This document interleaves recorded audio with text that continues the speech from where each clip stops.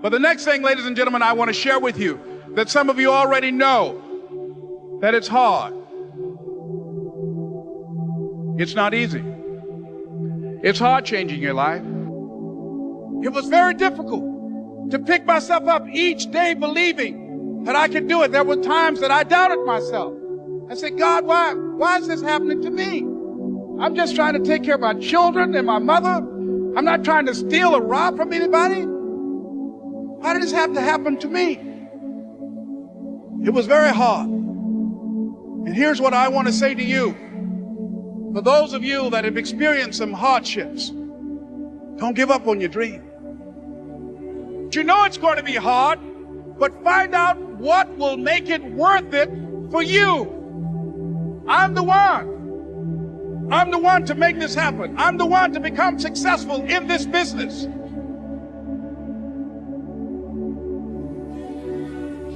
You guys have to understand that pain teaches. When you feel pain, it should not be something that you wallow in and that you cry about. Maybe you cry about it for a fucking day, okay? That's acceptable.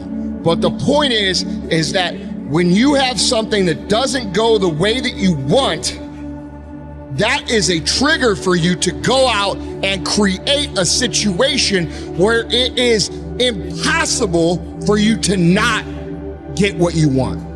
And that's the difference between people who succeed and people who don't. People who succeed understand that pain teaches them to level the fuck up. They don't whine and cry and bitch about how shit's unfair. I want you guys to realize that when people tell you to set realistic and obtainable goals, I truly believe those people are insulting you because they don't think that your fragile little ego can take the heartache of disappointment.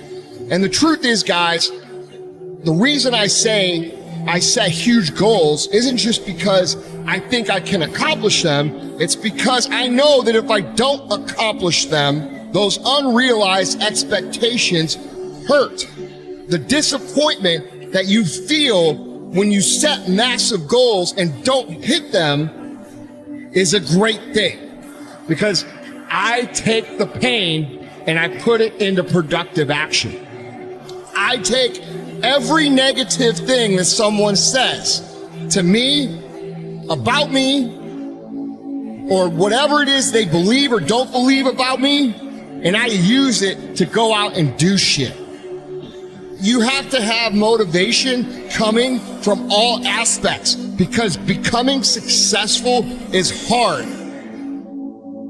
It's very important as you hold on to that dream. There are moments when you're going to doubt yourself. There are rough times are going to come, but they have not come to stay. They have come to pass. It's very important for you to know that. Don't say I'm having a bad day. Say I'm having a character building day.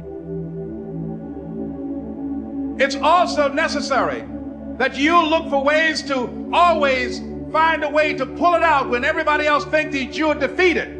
That you've got to take personal responsibility to know that in order to become successful, you've got to make it your personal business to do it.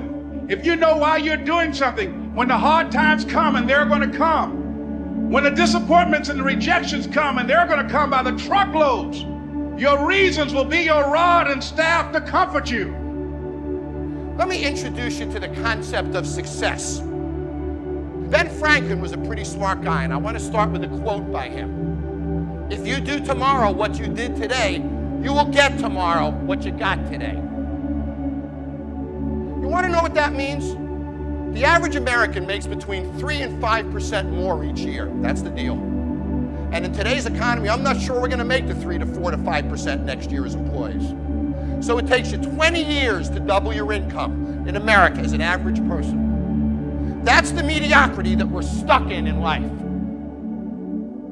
And then you meet people who have the uncanny ability to double their income in a year, to get promoted 5 times in a year.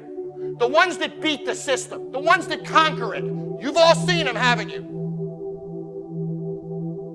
The difference between them and the ones that don't do that is that they wake up in the morning and they think differently. They understand that if I do tomorrow what I did today, I'm going to get tomorrow what I got today. You want a bigger car? How about a nice house in Tahiti? Sure, would you love a nice house in the hills? We all want better things, don't we?